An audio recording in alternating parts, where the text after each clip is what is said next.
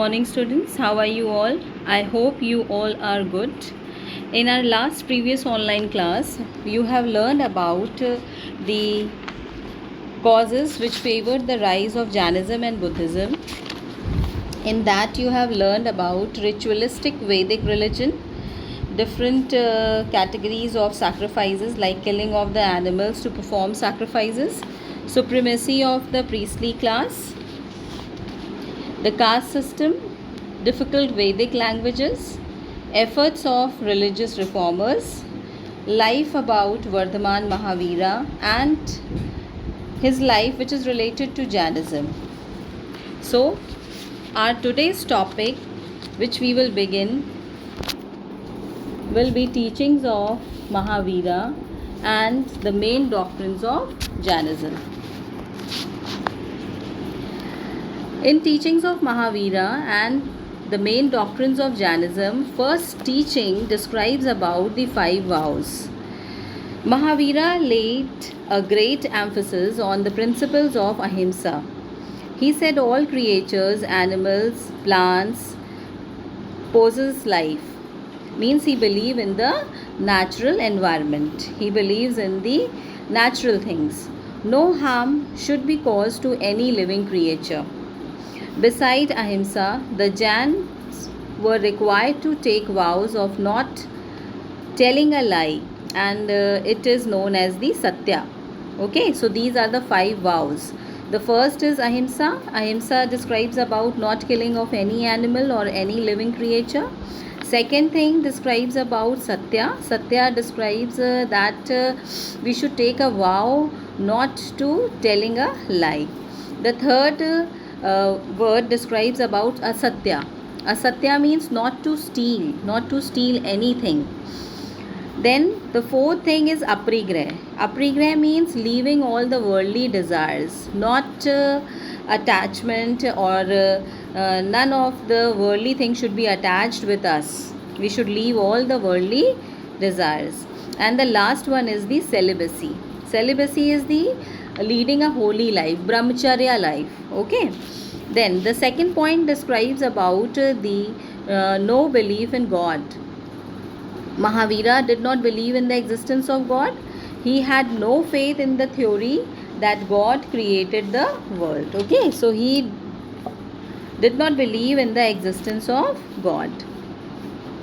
According to him, man is responsible for his own destiny. Emancipation from suffering does not depend upon any outside power. So if we wanted to get away all the sufferings from our life, we should do the good deeds. Man can escape from his misery and sufferings only through leading a life of renunciation. Only through leading the life of renunciation means that he should leave all the worldly desires. He should he should not follow the worldly things, but he should do good deeds to get the salvation, to get the eternal life. So in the third point we will learn about the eternal life, nirvana or salvation. Mahavira accepted the current theories of karma and rebirth. The main aim of one's life is to attain salvation. Okay, so what is their main theory? The main theory was to attain the salvation. Salvation is the eternal life, a life after death which has no end. Man can be liberated from the cycle of birth and rebirth by following the 3 ratnas. So how they can be free from the life cycle of birth and rebirth? With the help of 3 ratnas. What is this 3 ratna? Right faith, right knowledge, and right conduct. So we should have right faith, person should have right knowledge, and the right conduct.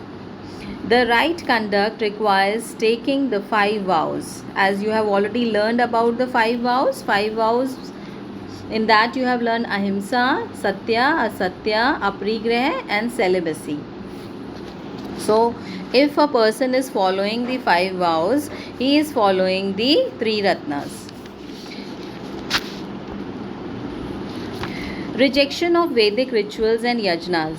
The Jains do not attach any importance to the meaningless rituals, rites and ceremonies and the sacrificial rituals of the Brahminical religion.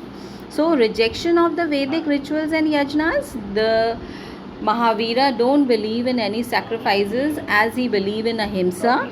So he was totally against of the sacrifices, and he was also in favor of taking care of the natural resources, as he worshipped these, as he considered these are the sources of life. Then importance of meaningless rituals and ceremonies, he don't give importance to these ceremonies which were performed by the Brahmins, which were performed by the Hindu religion, because it shows the differences between the high class and the low class society. So he was totally against of these rituals and the yajnas. He said that everyone is born equal and they have a right to go into the temples, to go everywhere. God has made everyone equal, so there should be no difference in between the man's class. To treat people, next point describes about to treat people on an equal basis and oppositions to the caste system. So Mahavira believed in the equality of all human beings. All have the right to attain nirvana by leading a pure life. Okay, everyone is free to attain nirvana. It is not like that only high class society will get the nirvana, but it is for every people, every common people, every low grade people is able to attain nirvana by leading a pure life. Pure life is very important in Mahavira, in Mahavira's teachings. He preached that there should not be any discrimination on grounds of caste. He ever favored the freedom of women and allowed them to join the Jain Sangha. Means he don't describes any difference between man and woman. Okay, and he has given a way to women to come and join the Jain Sanghas. Means the Jain Sanghas were open for women also. The last point describes about belief in the penance. The Jains believe in the penance, means they believe in the hard life. They were directed to live strict life. To starve oneself till death was regarded as a great virtue. Means they wanted to lead a hard life to get away themselves from the worldly desires, to get the nirvana. That is why they wanted to lead a hard life.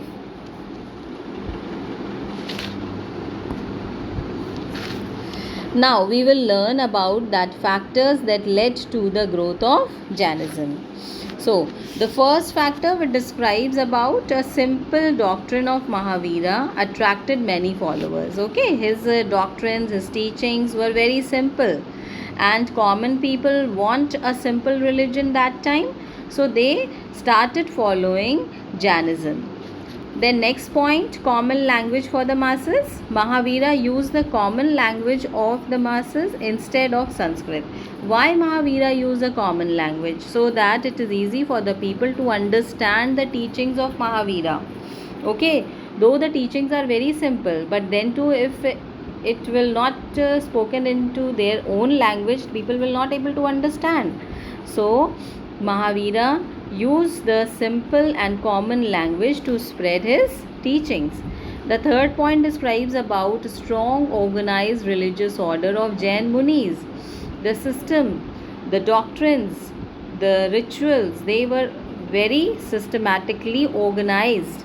Mahavira left behind a strong organized religious order of Jain Munis for the propagation of his doctrines, so that everybody can follow it in a proper manner.